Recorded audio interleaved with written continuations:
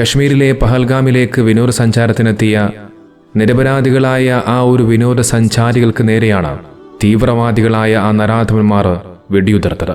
തങ്ങളുടെ കൺമുന്നിൽ പിടഞ്ഞു വീണത് തങ്ങളുടെ പ്രിയപ്പെട്ടവരായിരുന്നു. അവരുടെ ആ നിലവിളിയും അവരുടെ സങ്കടവും നമുക്കൊരിക്കലും കരഞ്ഞുകൊണ്ടല്ലാതെ കാണാൻ കഴിയില്ല.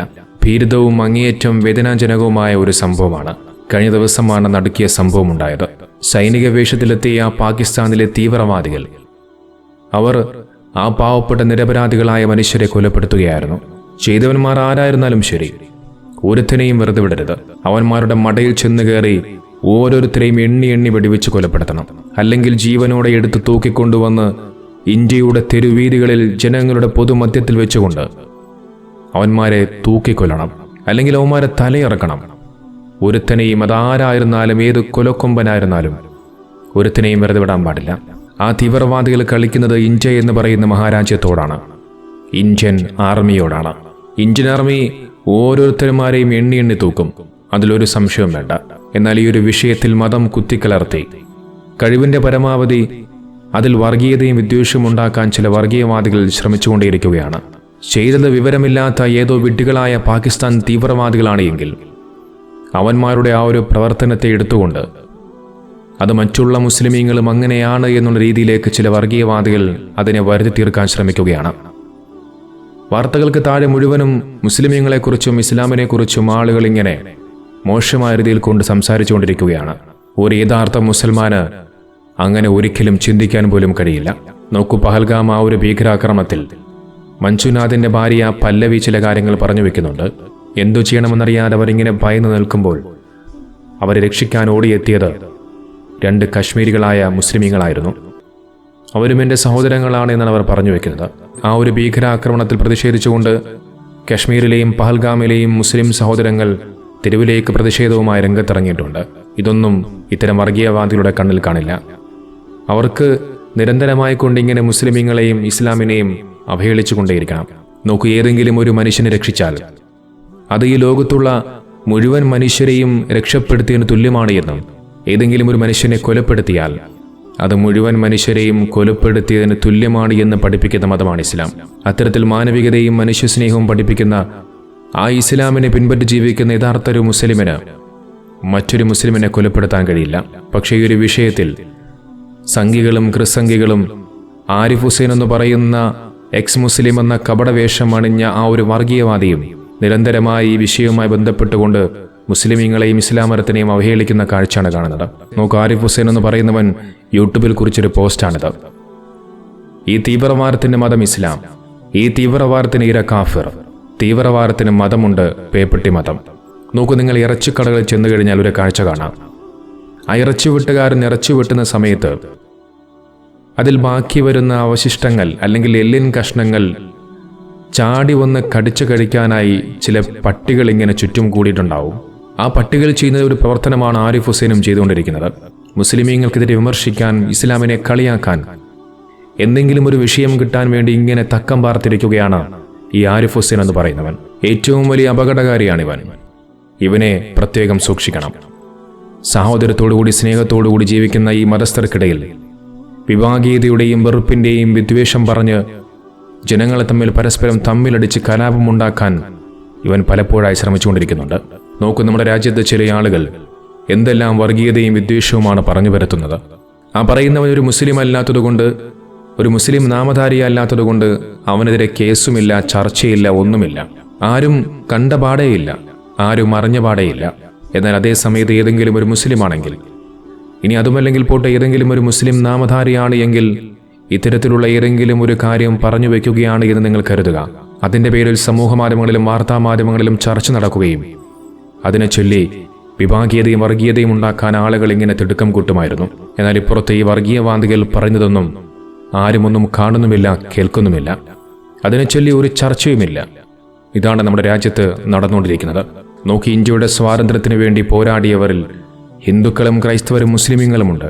അന്ന് ആ കാലഘട്ടത്തിൽ എല്ലാവരും ഒരുമിച്ച് ഒറ്റക്കെട്ടായി തോളോട് തോൾ ചേർന്നുകൊണ്ടാണ് നമ്മുടെ രാജ്യത്തിന് സ്വാതന്ത്ര്യം നേടിത്തന്നത്. അതേ മുസ്ലിമീങ്ങളെയാണ് തീവ്രവാദികളെന്നും വർഗീയവാദികളെന്നും ഇത്തരം ആളുകൾ നിരന്തരമായി വിളിച്ചുകൊണ്ടേയിരിക്കുന്നത്.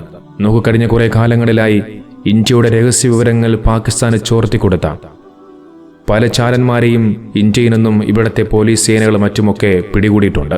ആ പിടികൂടിയവരിൽ അധികവും ഹിന്ദുക്കളാണ്. അതിൽ പലരും RSSന്റെയും BJPയുടെയും പാർട്ടിയിൽ പ്രവർത്തിക്കുന്നവരാണ്. അതിൽ മലയാളികളുമുണ്ട്. അത്തരത്തിൽ ജനിച്ചു വളർന്ന ഇന്ത്യ എന്ന് പറയുന്ന മഹാരാജ്യത്തിന്റെ രഹസ്യ വിവരങ്ങൾ പണത്തിന് വേണ്ടി ഒറ്റിക്കൊടുത്ത ചില ആളുകളുടെ വാർത്തകൾ ഞാനൊന്ന് വായിക്കാം. ഇന്ത്യൻ യുദ്ധവിമാനങ്ങളെക്കുറിച്ചുള്ള രഹസ്യ വിവരങ്ങൾ പാകിസ്ഥാൻ ചാരസംഘടനയ്ക്ക് ചോർത്തിക്കൊടുത്തതിന്റെ പേരിൽ ദീപക് ഷിർസാദ് എന്ന് പറയുന്നവനെ മഹാരാഷ്ട്ര ഭീകരവിരുദ്ധ സ്ക്വാഡ് അറസ്റ്റ് ചെയ്തു. പാകിസ്ഥാൻ മിലിറ്ററി ഇന്റലിജൻസിന്റെ രഹസ്യ വിവരങ്ങൾ ചോർത്തിക്കൊടുത്തതിന്റെ പേരിൽ MESലെ സിവിലിയൻ ജീവനക്കാരനായ മഹേഷ് കുമാറിനെ ഹരിയാന പോലീസിന്റെ പ്രത്യേക ടാസ്ക് ഫോഴ്സ് പിടികൂടുകയുണ്ടായി. ദേശീയ സുരക്ഷാ പ്രാധാന്യമുള്ള രഹസ്യ വിവരങ്ങൾ പാകിസ്ഥാൻ ഇന്റലിജൻസ് ഏജൻസിക്ക് ചോർത്തിയ പേരിൽ ഫിറോസാബാദിലെ ഹസ്രത്പൂർ ഓർഡിനൻസ് ഫാക്ടറി ജീവനക്കാരനായ രവീന്ദ്രകുമാറിനെ ഉത്തർപ്രദേശ് ഭീകരവിരുദ്ധ സ്ക്വാഡ് അറസ്റ്റ് ചെയ്യുകയുണ്ടായി. നോക്കൂ, രഹസ്യവിവരങ്ങൾ ചോർത്തിയതിൽ ഒരു ശാസ്ത്രജ്ഞനുമുണ്ട്. പാകിസ്ഥാൻ ചാരവൃത്തി കേസിൽ അറസ്റ്റിലായത് DRDO ശാസ്ത്രജ്ഞനാണ്. പാകിസ്ഥാന് രഹസ്യവിവരങ്ങൾ ചോർത്തിയെന്ന പേരിൽ DRDO ശാസ്ത്രജ്ഞനായ പ്രദീപ് കുൽക്കർണിയാണ് പിടികൂടിയത്. ഇനി മറ്റൊരു വാർത്ത. പ്രതിരോധ സംവിധാനത്തിന്റെ നെടും തൂണായ ഫെല്ലിലും പാക്ചാരനുണ്ടായിരുന്നു. 3 വർഷമായി ചാരപ്പണി ചെയ്തുകൊണ്ടിരുന്ന സീനിയർ എഞ്ചിനീയർ ദീപരാജ് ചന്ദ്രയാണ് അറസ്റ്റ് ചെയ്തത്. ഇനി മറ്റൊന്ന്. പാക്ചാര ഏജൻസിക്ക് സൈന്യത്തിന്റെ രഹസ്യവിവരങ്ങൾ കൈമാറിയതിന് മോസ്കോയിലെ ഇന്ത്യൻ എംബസി ജീവനക്കാരനായ സത്യേന്ദ്ര സിവാൾ എന്നയാളെ ഉത്തർപ്രദേശ് തീവ്രവാദ വിരുദ്ധ സ്ക്വാഡ് പിടികൂടിയിരുന്നു. ഇനി മറ്റൊന്ന്. ഇന്ത്യൻ കോസ്റ്റ് ഗാർഡിന്റെ കപ്പലുകളുടെ നീക്കത്തെക്കുറിച്ചുള്ള തന്ത്രപ്രധാനമായ വിവരങ്ങൾ പാകിസ്ഥാൻ ഏജന്റിന് കൈമാറിയതിന്റെ പേരിൽ ദീപേഷ് ഗോഹിൽ എന്ന് പറയുന്ന ഒരു തൊഴിലാളിയെ തീവ്രവിരുദ്ധ സ്ക്വാഡ് പിടികൂടിയിരുന്നു. ദിവസവും ലഭിക്കുന്ന 200 രൂപയ്ക്ക് വേണ്ടിയാണ് ഇവൻ ആ വിവരങ്ങൾ പാകിസ്ഥാനിന് ചോർത്തിക്കൊടുത്തത്. പാകിസ്ഥാനിലേക്ക് മാത്രമല്ല, ചൈനയിലേക്കും ഇത്തരത്തിൽ അതിർത്തിയിലെ വിവരങ്ങൾ കൈമാറിയതിന്റെ പേരിൽ സ്വതന്ത്ര മാധ്യമ പ്രവർത്തകനായ രാജീവ് ശർമ്മയും ഡൽഹി പോലീസ് പിടികൂടുകയുണ്ടായി. പിടികൂടുന്നവരിൽ മലയാളികളുമുണ്ട്. വിശാഖപട്ടണം കപ്പൽശാല കേന്ദ്രീകരിച്ചുള്ള സംഘടിത ചാരവൃത്തിയിലാണ് മലയാളിയടക്കം 3 പേരെ NIA പിടികൂടിയത്. വെറും 5000 രൂപയ്ക്ക് വേണ്ടിയാണ് രാജ്യത്തിന്റെ രഹസ്യങ്ങൾ പാകിസ്ഥാന് ചോർത്തിക്കൊടുത്തത്. ഇത് മറ്റൊരു വാർത്ത. രാജ്യരഹസ്യങ്ങൾ പാകിസ്ഥാന് ചോർത്തിക്കൊടുത്തതിന്റെ പേരിൽ കാൺപൂരിലെ ആയുധ ഫാക്ടറി മാനേജറായ കുമാർ വികാസ് എന്ന് പറയുന്നവനെ പോലീസ് പിടികൂടി. ഇത് മറ്റൊരു വാർത്തയാണ്. പാകിസ്ഥാൻ സ്പോൺസർ ചെയ്യുന്ന മയക്കുമരുന്ന് അനധികൃത ആയുധ കള്ളക്കടത്ത് നടത്തിയ BSF കോൺസ്റ്റബിളായ സുമിത് കുമാറിനെ പഞ്ചാബ് പോലീസ് പിടികൂടുകയുണ്ടായി. ഇത് ഏതെങ്കിലും ഒരു വാട്സപ്പ് ഗ്രൂപ്പിൽ നിന്നും ആരെങ്കിലും തട്ടിവിട്ട കാര്യങ്ങളൊന്നുമല്ല. വാർത്താമാധ്യമങ്ങൾ പുറത്തുവിട്ട കാര്യങ്ങൾ വ്യക്തമായ തെളിവുകളോടുകൂടിയാണ് ഞാൻ ഈ കാണിച്ചത്. ഇതുമായി ബന്ധപ്പെട്ടുകൊണ്ട് ഇനിയും ഒരുപാട് വാർത്തകളുണ്ട്. അതൊക്കെ വായിക്കാൻ നിന്നാൽ ഈ വീഡിയോ ഇവിടെ അവസാനിക്കില്ല. ഈ സംഘികളും കൃസംഘികളും ഒക്കെയാണ് മുസ്ലിമുകളോട് പാകിസ്ഥാനിലേക്ക് പോടാ എന്നും നിങ്ങൾ തീവ്രവാദികളാണെന്നും വർഗീയവാദികളാണെന്നും പറയുന്നത്. അതുകൊണ്ട് ഇന്ത്യയിലെ മുസ്ലിമുകളോട് രാജ്യസ്നേഹം എന്താണെന്ന് ആരും പഠിപ്പിക്കേണ്ടതില്ല. അതിനെക്കുറിച്ച് വ്യക്തമായ ബോധ്യം ഞങ്ങൾക്കുണ്ട്. തീവ്രവാദികൾ എല്ലാ മതത്തിലുമുണ്ട്. അത് ഇസ്ലാം മതത്തിൽ മാത്രമല്ല, ഹിന്ദു മതത്തിലും ക്രൈസ്തവ മതത്തിലും എല്ലാ മതത്തിലും തീവ്രവാദികളുണ്ട്.